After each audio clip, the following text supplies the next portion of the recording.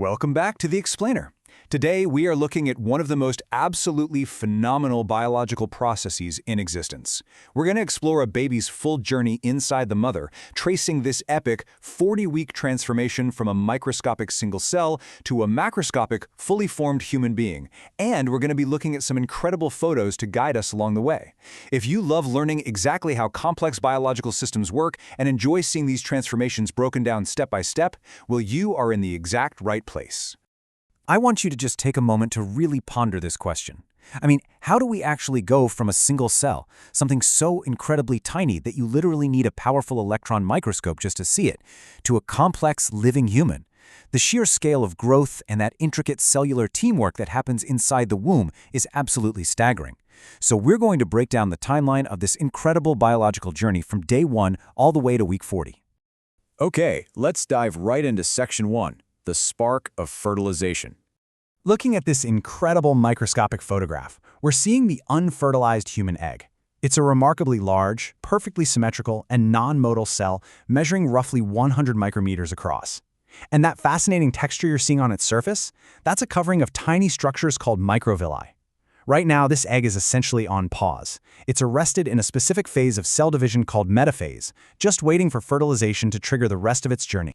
Now, the visual contrast here is just wild. We're seeing actual microscopic images of millions of small, asymmetrical, highly motile sperm, all competing for the exact same goal. They've got a tail powered by mitochondria, a head packed with genetic material, and they are desperately trying to reach and penetrate the egg's thick, protective glycoprotein coat, which is known as the zona pellucida. The odds here are truly awe-inspiring. Out of millions of sperm passing through the female reproductive tract, only 1 in a million will successfully bind to and penetrate the egg. It is the ultimate biological challenge. To really grasp how that one single sperm actually succeeds against those odds, we can look at Dr. Greg Gunderson's research. He breaks fertilization down into 4 incredibly precise biological stages. First up is preparation, or capacitation, where the sperm undergoes changes that actually make it capable of fertilizing. Second is binding, which is this highly specific interaction between the sperm and the egg's zona pellucida. Third is fusion, where the plasma membranes of the sperm and egg literally merge together. And finally, fourth is activation, where the egg essentially locks the door, preventing any other sperm from entering, which is a condition called polyspermy, and it sparks the newly formed zygote to begin development. It takes this wildly complex cellular process and turns it into a clean, precise sequence. Moving right along to Section 2, the embryonic blueprint. Once fertilization actually occurs at the start of week 3, the timeline accelerates at a breathtaking speed. The single-celled zygote divides rapidly to form what's called a blastocyst. By week 4, it firmly implants itself into the wall of the uterus to start receiving nourishment. Then, by week 5, something incredible happens. The embryonic period begins, a heart actually starts to beat at a regular rhythm, and major systems like the brain and spinal cord begin to form. By week 6, the neural tube closes, and these tiny arm and leg buds start to grow out. We are literally witnessing the rapid construction of a biological blueprint in real time. Now, this is absolutely crucial. A lot of folks use the terms embryo and fetus interchangeably, but medically speaking, they are very distinct developmental phases. From weeks 5 to 10, it is medically termed an embryo. This is the critical stage where all the major organs and fundamental body structures are formed. But once we hit week 11 and onwards, it officially becomes a fetus. The structural foundation has been completely laid down by this point, so now it enters a period of rapid growth and the physical maturation of those organs that already exist. All right, Section 3, the second trimester. During this trimester, this brilliantly illustrates how the fetus prepares for survival outside the womb. This is where we see that rapid growth phase really take off, noticeable movement starts, and distinct human features emerge. Chronologically speaking, by week 14, the fetus develops this fine, downy hair all over its body called lenigo that actually helps it retain body heat until it can build up some fat. By week 16, it is doubled in size and weight, and the mother can actually begin to feel movement, a huge milestone called quickening. By week 22, the facial features become incredibly distinct, complete with eyebrows and eyelashes. And by week 26, the lungs start developing a vital substance called surfactant. That's going to eventually allow the air sacs to inflate and function properly once it's born. Check out this number, 160. That is the staggering rate at which the fetal heart beats per minute during this developmental window.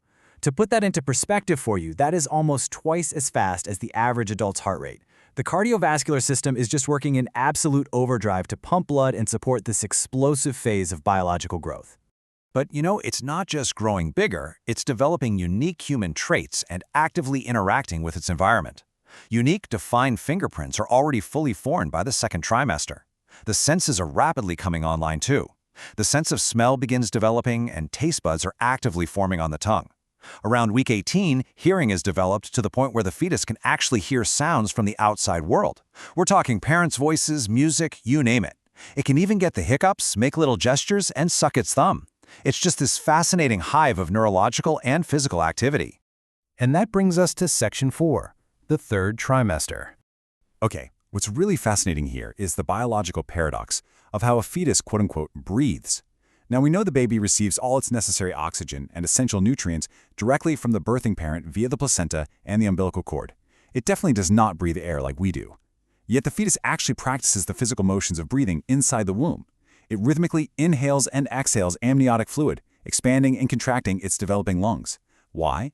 To build up those respiratory muscles it will desperately need the very second it is born and takes its first actual breath of air.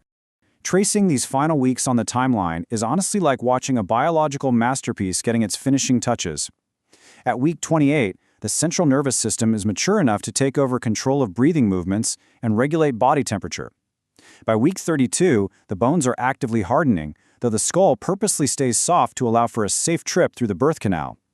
By week 36, the fetus is rapidly bulking up, gaining about an ounce of fat a day, filling out its skin to keep warm after delivery. And finally, by week 40, the developmental journey inside the mother is complete. The baby is completely ready to enter the outside world.